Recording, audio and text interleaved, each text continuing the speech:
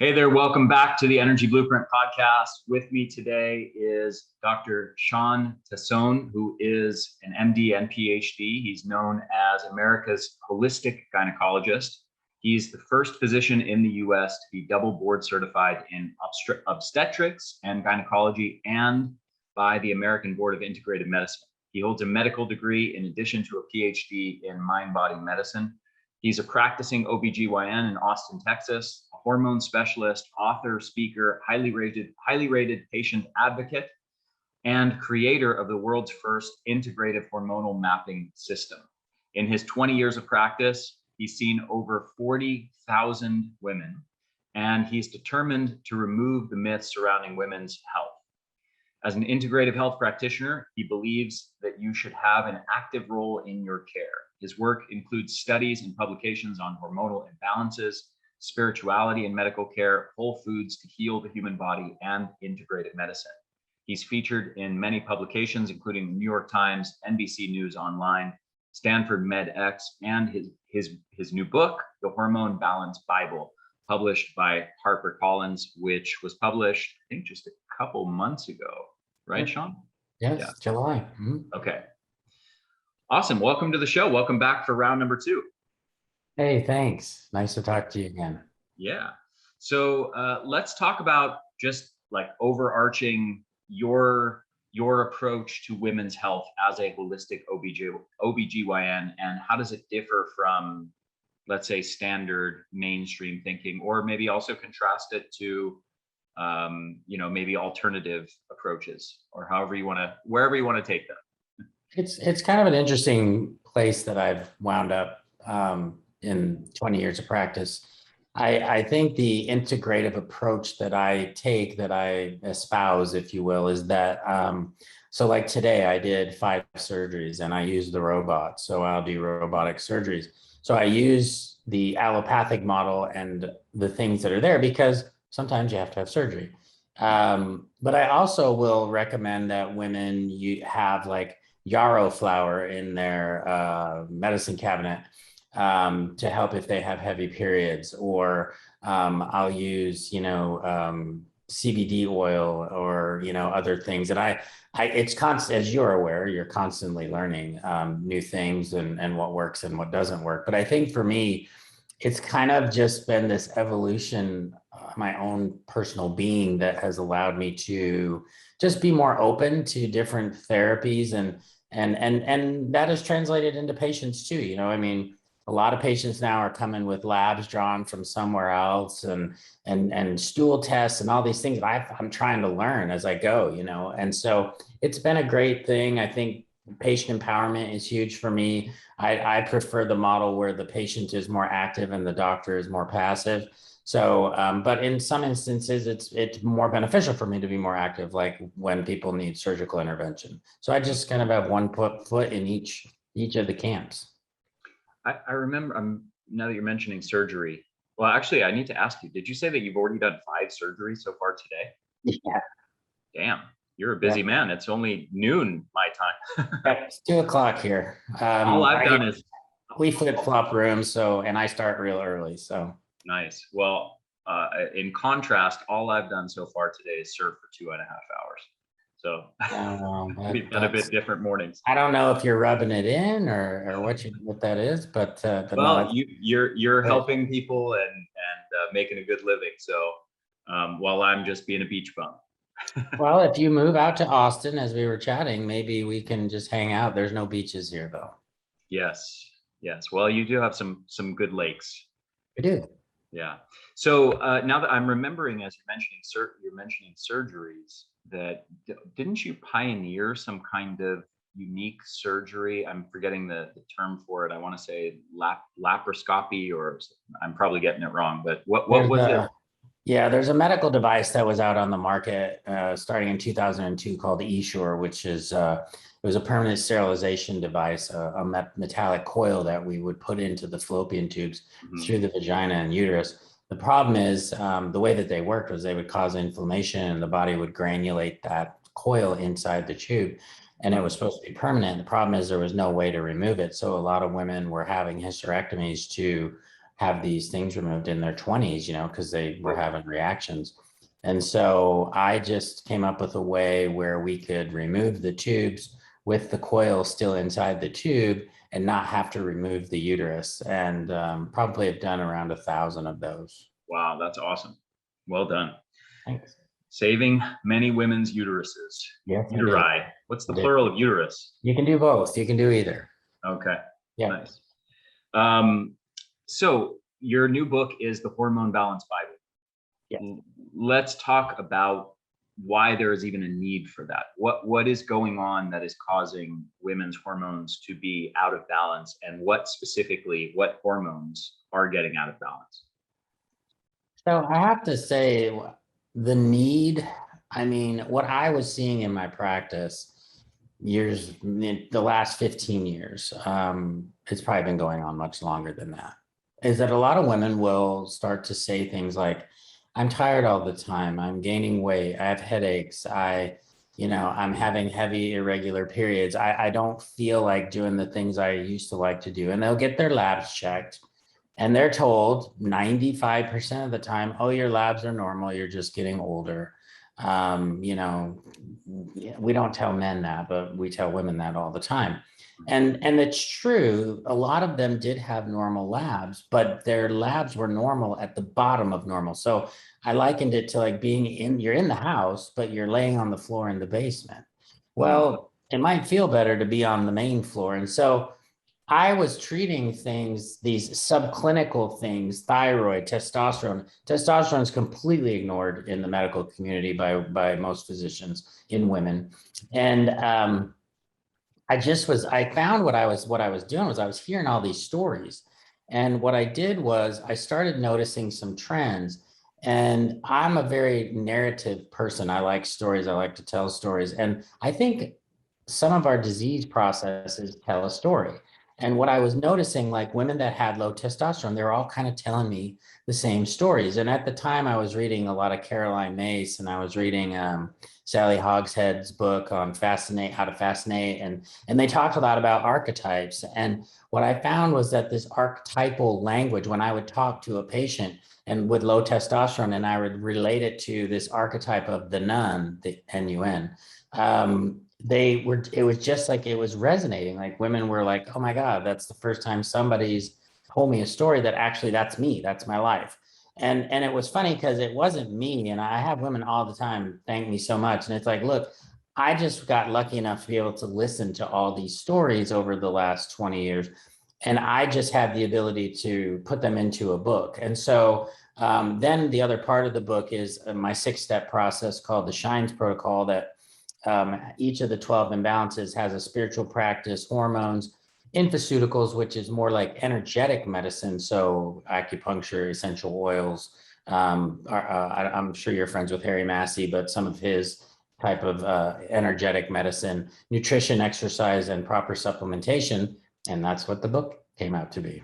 Mm-hmm. Nice. So what are some of the most common hormone imbalances that you find most? Is it possible to say that most women are suffering from a particular 1 or 2 or 3 hormonal imbalances, or is it just totally diverse? Every woman is different. So here's the rub. There's a lot of my colleagues on Instagram and Twitter that will say hormone imbalances don't exist. It's quackery. Look, we know hormone imbalances exist. We have diagnosis codes for them that I can bill for. I don't know why they're taking that approach, but I think what they mean is there are certain times in a woman's life when hormone imbalance is normal. Puberty, menopause, pregnancy, sometimes part of the menstrual cycle, it's imbalanced. And that's normal. When I like to get involved is when the hormone imbalance is interfering with the way that you want to live your life. And that's one of the questions I always ask. Is this interfering with how you want to live your life? And if it is, then that's not normal to me. And I think we should fix that. The top 3 things that I would say in my practice that I see, and I have a quiz online, I probably had 30,000 women take, and it goes along with that. Number 1, testosterone deficiency across the board, all age groups, number 1. Number 2, estrogen dominance or too much estrogen in relationship to progesterone. And then 3, hypothyroidism, or what I would call subclinical hypothyroidism, that woman who is at the low end of normal, but she's having all the symptoms of low thyroid, like hair thinning, weight gain, fatigue, brain fog, and things like that. Mhm. I have to say, I find it baffling that anyone would try to deny that hormone imbalances are a thing. They're There's, just getting stuck on the semantics. They're getting yeah, it's the same 6 or 7 doctors, and weirdly enough, they're all women. And I think it's horribly misogynistic to tell a patient that their symptoms, whatever it is, aren't real. It's like, how can you? I'm not you. And so it's like, it's funny because it's like, I can't imagine telling a woman that her periods aren't that bad or that they're normal, because I don't have them. So I just believe what they tell me. And I've always been that way. But yeah, I think they're just getting caught in the semantics. They're very anti-alternative therapies. And so this just kind of falls into that. And I think, you know how it is in our in the foot that I have in the alternative world, there are folks out there, unfortunately, that do some kind of weird stuff. And it's not necessarily, I don't think it's harming people. It's just not understood, like applied kinesiology that we've talked about before and things like that. And I may not agree with some of the stuff, but I don't chastise those people, because there are people that do find help. They get better, and I can't explain it, but if it works, worst case scenario, it may lighten your wallet a little bit. But these docs go on a crusade. A friend of mine, I'm sure you know, Dr. Will Cole, he wrote a book about intuitive fasting, and these folks just decimated him, and they rallied their followers to go leave bad reviews on Amazon. Poor guy had like 21-star reviews before the book even came out. And geez. it doesn't make sense to me, but there is a lot of that going on. Yeah, there's kind of two extremes. There's the one extreme of people who are actually doing really wacky stuff that's just Yeah. total pseudoscience, and then the other extreme of the evidence-based internet trolls and the Yes. oftentimes it's the doctors who are like want to say that everything except what they do, the status quo mainstream, is by definition quackery, because if it had any evidence to support it, it would be conventional medicine.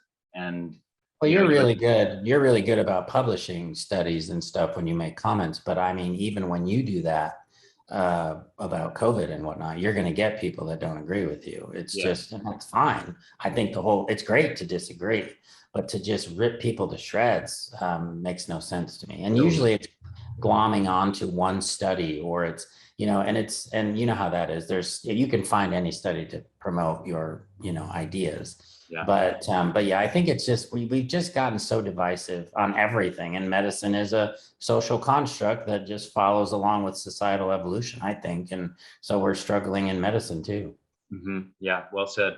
So there's these three hormonal imbalances. You said testosterone deficiency is really common, Mhm. which is interesting by itself. I want to circle back to that because I find among a lot of our mutual friends who are in your niche, I think you're one of very few that seems to be talking about that. A lot of others will focus much more on estrogen dominance and progesterone, and Yeah. almost never even seem to mention testosterone, which is interesting. And then you said estrogen dominance and subclinical or clinical hypothyroidism.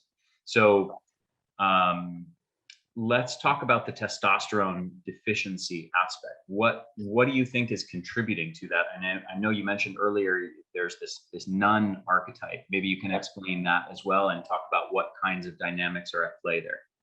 So a lot of the symptoms will overlap and could be a lot of different things, but they do cluster together. And for the nun archetype, we're looking at things like decreased libido. Decreased libido is what I call the plague of the 21st century. A lot of women have it. They don't talk about it.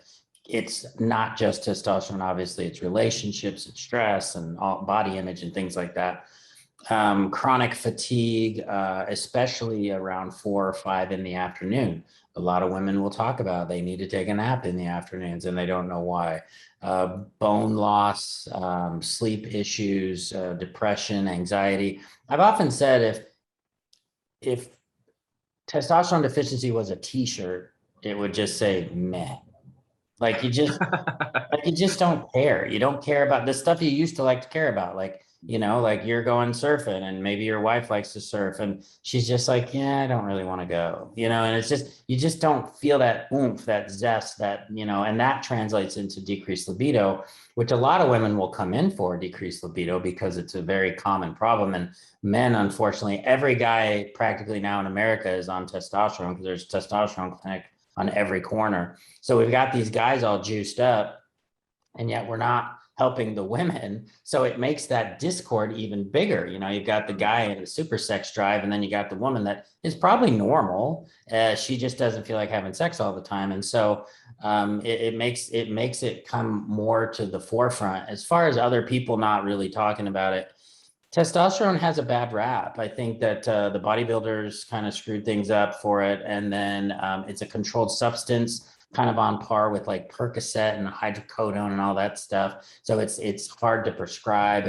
And I think a lot of these folks, like the coaches and whatnot, they don't prescribe anyway. So they kind of stay more with the supplements. And there aren't a lot of supplements that boost testosterone. There's a ton on the market that say they do, but do they really?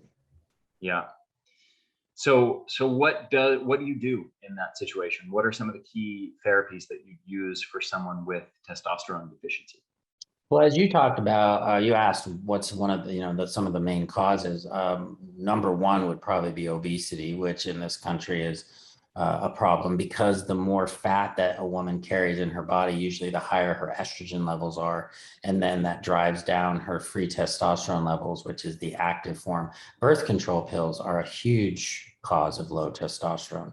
And there's, you know, how many women in this country take birth control? I'm not bashing birth control pills. I do prescribe them for birth control. But the problem is we have a lot of women that take birth controls because they're having irregular periods or they're perimenopausal or they're, and that just takes an already low testosterone level and drives it down even lower. We've got a lot of neuroendocrine disruptors in the world, different types of chemicals, these Escher coils, like I was talking about, have polyethyl terephthalate and aluminum and nickel and all these things that can cause issues with the way the brain communicates with the ovaries. So, you know, I think that there's a lot of reason for it. And I'm sorry, but I answered your previous question and now I forgot your recent question.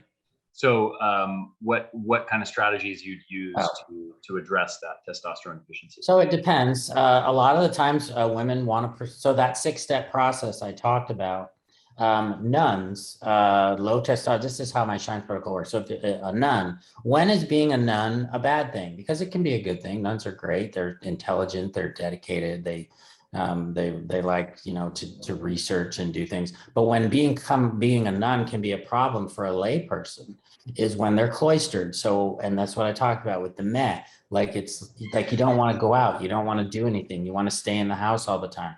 So a spiritual practice that I usually recommend is I don't care how or what, just get outside, go for a walk, you know, get out in the sun, maybe call a friend and go for a walk. Hormones, obviously a big one. A lot of times I will prescribe testosterone. You can do it topically, sublingual. There's a lot of women on hormone pellets, which I'm not a fan of, but that's another method. Infoceutically wise, you know, there's a lot of essential oils that I talk about. Our friend Maritza Snyder has got a great book that I refer to a lot for that. Acupuncture can work.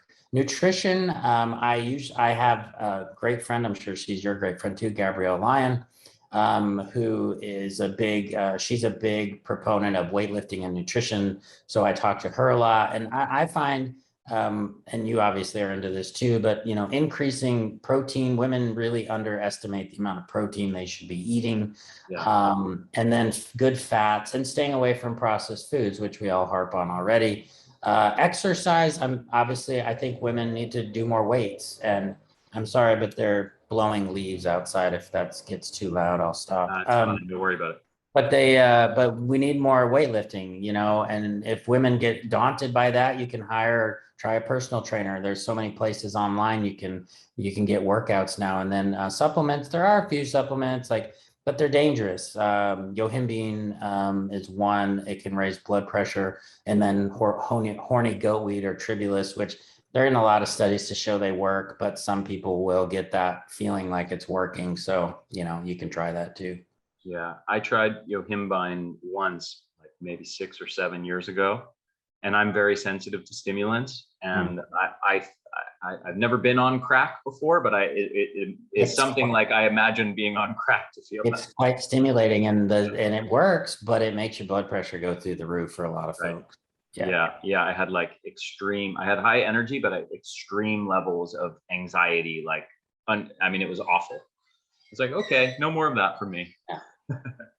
So, and then the use of testosterone itself. In what scenario would you actually prescribe testosterone? Would it be a cream or something like that? But what scenario might you just say, let's try the natural methods, or no, you have such an extreme testosterone deficiency that we need to get you on, some kind of exogenous testosterone? I will usually lay out possible options like I just did, and then I will give them a combo, like you could do this, you can. The great thing about the 6 steps that I have, you can do all of them, you can do one of them. The only one you need me for is the hormonal part. But I would find most women that get to me are feeling so miserable that they want. What I do is I usually will prescribe testosterone to give them that immediate, within a couple of weeks, kind of like they feel better finally. And then going forward, I'll try to integrate the nutrition, the exercise, because you can tell somebody to go do weights, lift weights, eat right, but if they feel crappy already, who's going to go do that? So I like to get them feeling better. And then a lot of women will say to me, yeah, I use a topical cream or a sublingual. How long do I have to do it for? Well, as your body changes, as your exercise routine changes, or your diet changes, your hormones are going to shift. But I always think this is really interesting to me. Women have this ability to think that if they're using hormones or something like that, that they're cheating, or that they should suffer. Men, we don't do that. We're just like, we want to feel better. Women sometimes, and I see this a lot, they'll say this, well, how long do I have to take this? And I say, well, how long are you feeling good? Yeah, I feel great. Well, why don't you just want to feel great for a while? It's like, but I think that, and I always check hormones afterwards, blood-wise, to follow up, because I want to make sure for a female that we're keeping them in that normal range. I just like them to be up on the higher end of the normal range rather than down in the basement. And yeah, I use creams mostly and sublinguals. Got it. Is a bit of a technical question, but is there an issue with the sublinguals as far as liver toxicity? I think it's hard to know for sure, but there was a study that was done that shows if you give a sublingual dose, about 20% of it gets swallowed. And so some of that's going to process through the liver. The other thing is, we used to have on the market years ago, it still may be around, and you probably know a lot about this, just because men used to, not you, but men in general, used to use methyl testosterone. And methyl test is horrifying. It's like it will literally crush the liver. And there was a product on the market years ago called Estrotest, which was Premarin with methyl testosterone, 2 of probably the worst medications known to man. And we gave them to women all the time. And so I'm giving a bioidentical testosterone structurally, but yes, still some of that dose is going to get processed through the liver. But in most cases, like in a woman that doesn't have issues with her liver from being overweight or from alcohol or something like that, which is pretty rare, a dosage of testosterone sublingual isn't going to probably make a big difference. Got it. And is that something they would take every day? They pop a sublingual tablet every morning? Yes, either you do it in the morning or you put the cream on in the morning. The nice thing too about the sublinguals or the creams is I can put pretty much anything. I can put estradiol, I can put progesterone, testosterone, DHEA, all in one cream. For a lot of like you get it done as at a compounding pharmacy where they make it according to your specification. Yeah, the interesting thing about testosterone is there are about 10 FDA-approved testosterone replacements for men on the market. There are 0 for women. It has to be compounded. And the compounding pharmacies, while the testosterone that's used is FDA approved, the compounding pharmacies themselves are not FDA approved. So the product is FDA approved, but if you go to a reputable compounding pharmacy, I think they're perfectly safe. So yeah, it's quite a dichotomy. The medications that we have for men versus women for this is basically a night and day. Very interesting. Okay, so let's move on to estrogen dominance. So causes there, I would imagine, you mentioned being overweight is a big cause of increased estrogen levels. So probably that is simultaneously a cause of estrogen dominance and testosterone deficiency, right? Yes, that's probably number one. Diet, lack of exercise. I mentioned birth control pills. Birth control pills basically put you into a artificial state of estrogen dominance for the most part. A lot of women that have had hysterectomies, because doctors, we were taught that, if you have a hysterectomy and you're on estrogen, you don't need progesterone. And that's true. You don't need it to prevent uterine cancer, but you miss on all the benefits of progesterone, and you are basically in an estrogen dominant state. And that can feel like, for some women, night sweats, headaches, cramping, fibroids, endometriosis, thyroid issues if your estrogen's too high, that brain fog. So it can kind of feel just as bad as even menopause sometimes. And then there's xenoestrogens in the food supply. It's a lot better, I think, now than it was in the past with hormones in beef and milk. And most people, I don't recommend you drink milk anyways, but I think most of our beef has gotten cleaned up. But for those folks that can't afford grass-fed or organic, they may still be getting a lot of xenoestrogens in their food. Got it. And then so is it more an issue of too much estrogen, or is it a deficit of progesterone? And is there a distinction as far as causes of those two things? That's a good question. There's both. So some women have a normal estrogen level. It's like in a decent level, and they have like hardly any progesterone. So technically still a little estrogen dominance, but it's more of a lack of progesterone. Then you can also have the double whammy where you have a super high level of estrogen and a low level of progesterone. So the two archetypes I have, the estrogen dominant solo is called the queen, because that's obviously a woman in overdrive. That's the consummate female hormone. Low progesterone, I call that the archetype of the unbalanced heroine, because progesterone for me is super high when you're pregnant. It's supposed to be, and that's the consummate hero's journey for a female, I believe.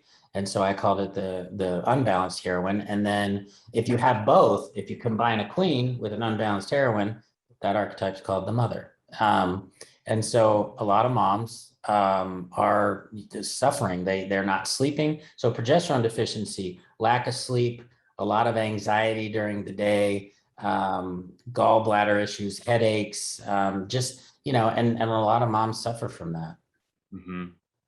I actually just referred you someone via email that has been suffering from chronic migraines. And the first thing I thought of was progesterone deficiency when you sent me that. Yeah. And our mutual friend, Gabrielle Lyon, who you just brought up, also said the same. And she recommended that I refer her to you. Because she knows how good I am. That's right. She'll beat me up saying that, but. So in the scenario of low progesterone, would you always pretty much use exogenous progesterone? Would you try, nutrition, lifestyle interventions first? What does that look like? So when I talk to people, kind of like we have that food pyramid. I have like a hormone replacement pyramid where the bottom row that I think is the most important is nutrition. So nothing's going to get fixed if you have bad nutrition. Obviously, I can give you a pill, but it's not fixing the problem. On top of that would probably be exercise. I think that's probably second, but hormones probably right above that. And the reason that I would give, like in this individual, let's say it was progesterone deficiency, I would probably start with progesterone right off the bat, because I suffer from migraines. If I can get rid of people's headaches, that would be the first thing I'd want to do. Now, that also gives her a better quality of life, pretty quickly, so that then she can, because I will tell you, people that I talk to, myself included, when I feel bad like that, if I have a migraine, I don't make good decisions. Like, I eat poorly and I don't want to work out because my head's killing me. So you can't really do the things you need to do. And so to just get her feeling better, can make a huge difference. And then, yes, going forward, I'm sure if she's, somebody, she probably eats super good and works out anyways, but maybe she's a mom, a young mom, and she's not sleeping super great. And that kicks off migraines. You also got to figure out what the triggers are, because, there's food and there's lack of sleep and stress and all kinds of things. Mm-hmm. I actually, between the time I referred her to you and now, maybe this was just 5 or 7 days ago, I found an interesting study that just popped up in my feed from someone I follow, that was on female migraineurs who were put in through a resistance exercise training protocol.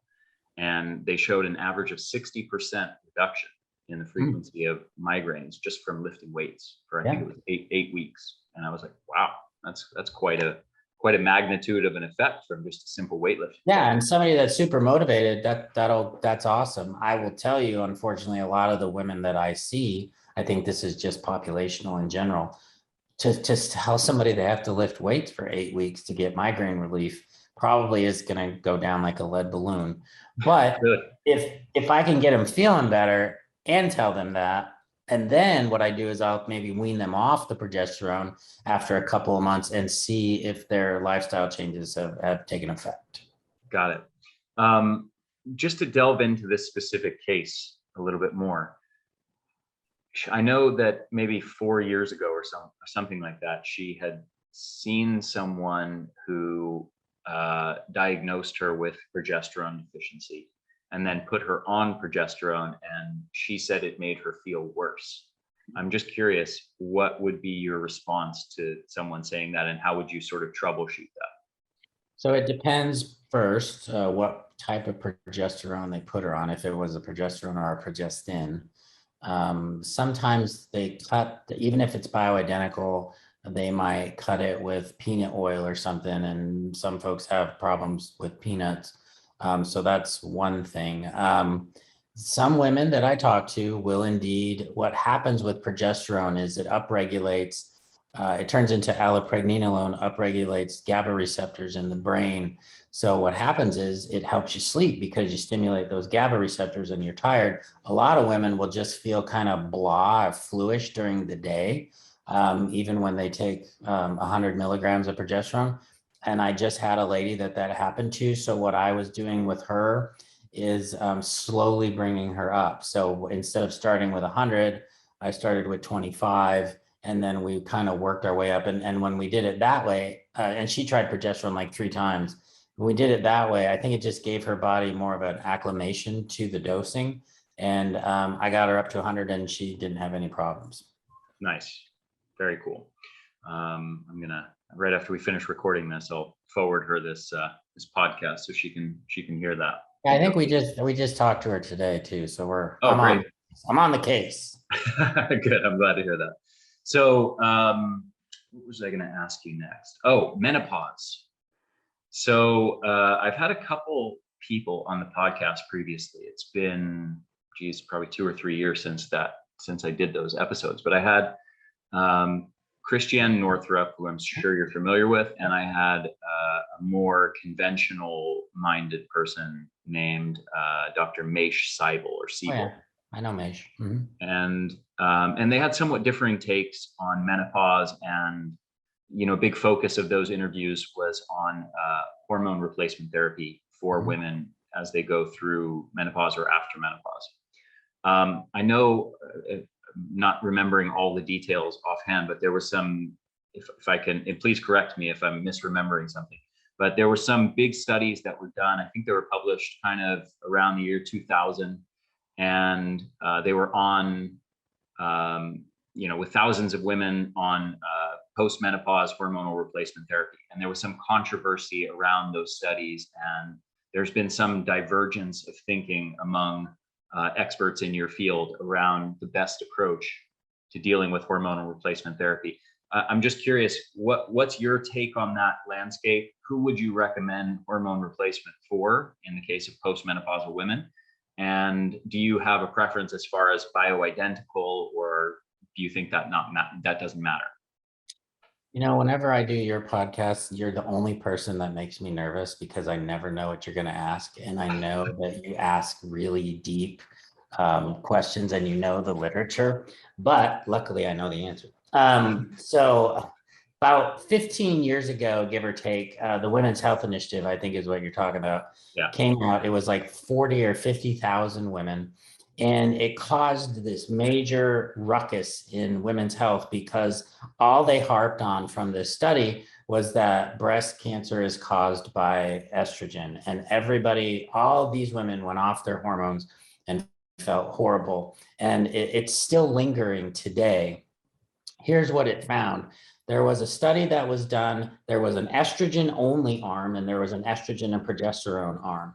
And they used Premarin and they used Prempro, which was Premarin with medroxyprogesterone, which is it's not a progesterone, it's a progestin, which is a little different. The estrogen and progestin arm had an increased risk of breast cancer and an increased risk of deep venous thrombosis in the leg of about 1 in 1,000. So not super high. The estrogen only arm, interestingly enough, did not have an increase in cancer. That arm was never in threat at all. So it was the combination, but it was also combining two synthetic hormones. They weren't bioidentical. So I don't know if it correlates at all.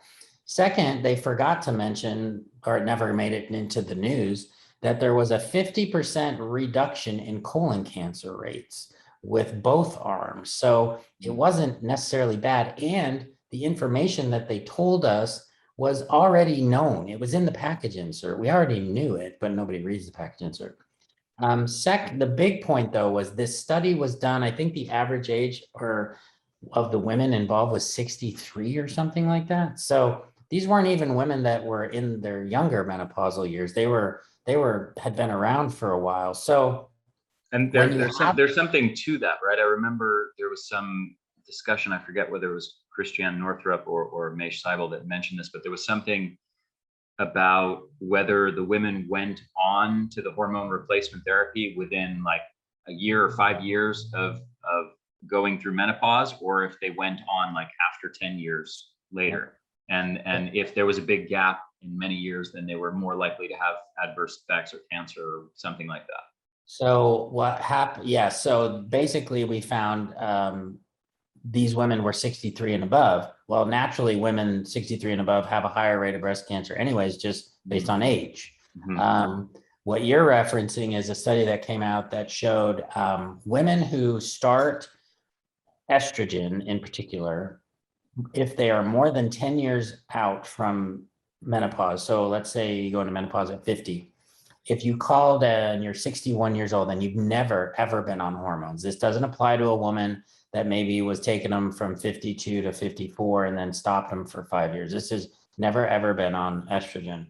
There was a study that showed women that have calcified plaques in their arteries, in their coronary vessels, when you give them estrogen brand new for the first time, you can soften those plaques and they can potentially break off and cause a heart attack.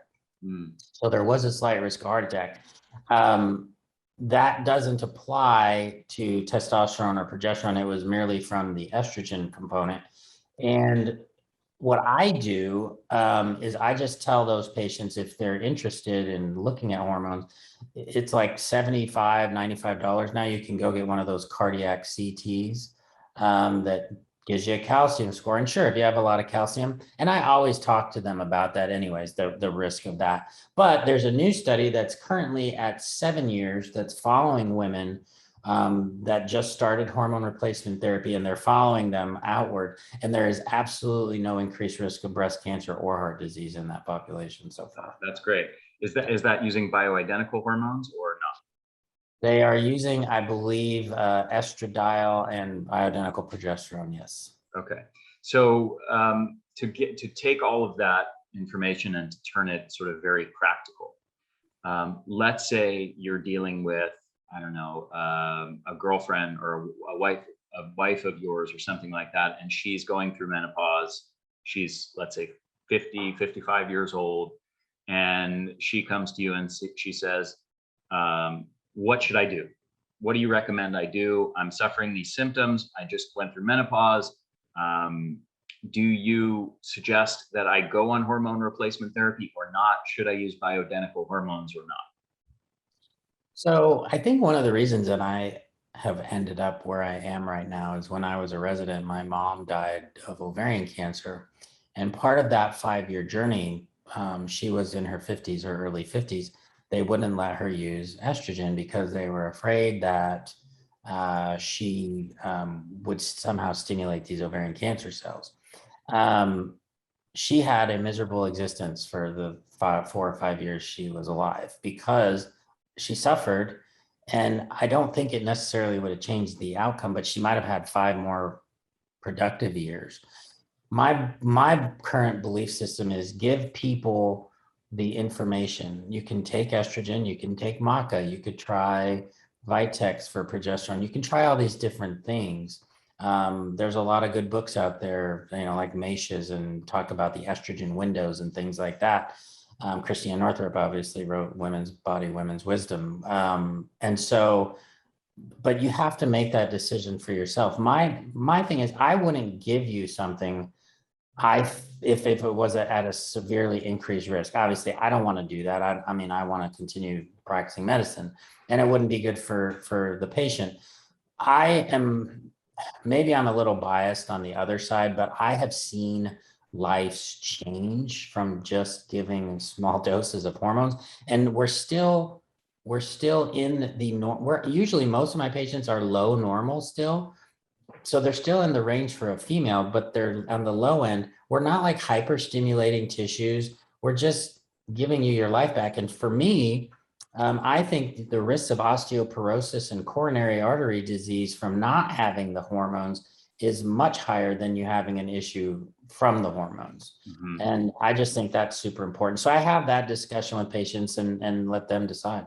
Got it.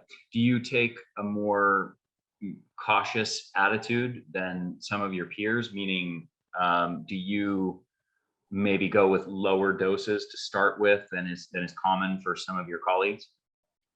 I'm always surprised at the doses that some of the patients come in on what they're on. And I tend to go low and work up rather than go high on everybody. And, this is a lot of what the pellet companies talk about when they train these providers for a weekend on how to manage hormones. They like it to be on the high end. They literally will say you should get a woman's total testosterone up to 100. Well, normal for a woman is up to like 54. So you're doubling the normal range. That to me, that's not good, but that's what they promote. So yeah, it's a long answer, but I'm usually a little more on the cautious. I'm a minimalist. So I believe in the smallest dose possible to get the best result. Yeah. And a personal note, after my baby daughter was born, she just turned 2, by the way, but after she was born, she was maybe a few months old, and I reached out to you because my wife's thyroid levels were a bit low postpartum, and she was having some hair loss issues. And I had you look at her blood test results, and you prescribed a thyroid medication for her, and she ended up taking, I think, a third of the dose, the already small dose that you had recommended, and she was taking a third of it, and that fixed the hair loss issues. And I think she had some, not so much energy issues, but she had some maybe mood struggles or sleep struggles. I forget what else. I think hair loss was the main symptom. Hair loss is like rampant. I can't tell you how many women have the complaint of hair loss. It's like 80% of my patients. It's really common. And the 3 hormones are thyroid, testosterone, and progesterone. Yeah, but you identified that issue very quickly.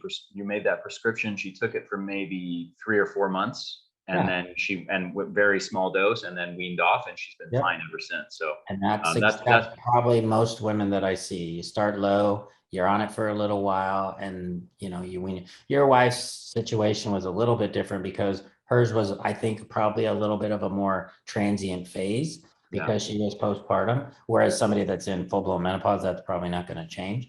But that just goes to show you, just because perimenopausal women, 35 to 55, they're the hardest ones to work with hormonally because they're not just at zero. They're going to have ups and downs, which are normal. But what I try to do is I try to mellow the highs and bring up the lows, so you're not swinging like this, because that's where I think a lot of women have the issues. Is it's just that turbulence, and to just have it maybe a little bit more cyclothymic isn't as bad. Yeah, got it. So just to wrap up, let's say someone's listening to this and they are wondering, well, do I have hormonal issues? How do I know? What can I tell just based on symptoms? Should I go get a test? If so, what test should I get? So what would you advise to those people who are maybe thinking that they have one of these imbalances that you've mentioned, and they want to take the next step to sort of see if they can get diagnosed, or how to fix it? So shameless promotion, but it's fun. But it's a fun thing. Everybody has a quiz. There's 9 million quizzes, I know, but my quiz is like 36 questions, and I have a mathematical algorithm on the back end because I'm a geek. And if you answer those questions, it will give you a starting point. It will give you one of these 12 imbalances. And it's not to substitute for medical care, but it does, it's at midnight, you're not sleeping, you want to know what the heck's going on. The quiz is available. Obviously testing is the best way to know. And my favorite methods of testing are either blood, which you can use through your insurance, or the Dutch screen, which is a urine test that checks for a lot of great things. But yeah, there's so many things you can do. The information on the internet is amazing, but it's hard kind of trying to bring all that together. And that's why I did the quiz, because I think it's a lot of women, and it's funny, it's fun. It's like, oh, I'm a workaholic, or I'm an underdog, or whatever. And so, it comes with a story too. And most women can relate to that. They're like, yep, that's me. And it's funny because it's not, like I said, it's not me. It's like, I've just listened to all these stories from 20 years and just kind of put it all together. Excellent. Are there any final words that you want to leave people with as we finish off? And then also make sure you tell people where they can go do that quiz. Okay. The main thing is, if I could get one message across, normal isn't normal if you don't feel normal. What I mean by that is, so many women, they know something's off. They go to the doctor, they get their labs done, and they're kind of just like, oh, things look fine, and they're brushed off. And they don't know what to do because the doctor's telling them it's normal, but they don't feel normal. Know that normal is a range. It's a massive range. For testosterone, it's a 30-fold range. It's 0.2 to 6.4. So there's a huge range there. And if you came in at 0.2, that might not feel too good, but maybe you'd feel better if it was 3.0, which is a huge increase. So don't just take that laying down if you don't feel good. Find a second opinion, find somebody that will help you. We're out here, we're practicing. I take insurance. I don't know why, but I do. And then finding me, I'm on Instagram, Shawn Tassone MD. My quiz is at tassonemd.com/quiz. And my book, The Hormone Balance Bible, is pretty much everything I just talked to you about for the last hour. There's a QR code on page 14. You can just scan the code and it'll take you right to the quiz. Awesome. Dr. Tassone, thank you so much. Really a pleasure. Thank you for sharing your wisdom with my audience. I really appreciate your time. Thank you.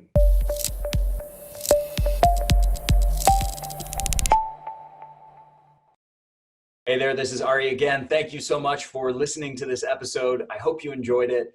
If you did, if you found it valuable, please share it with your friends, share it with your family, help me get the word out there.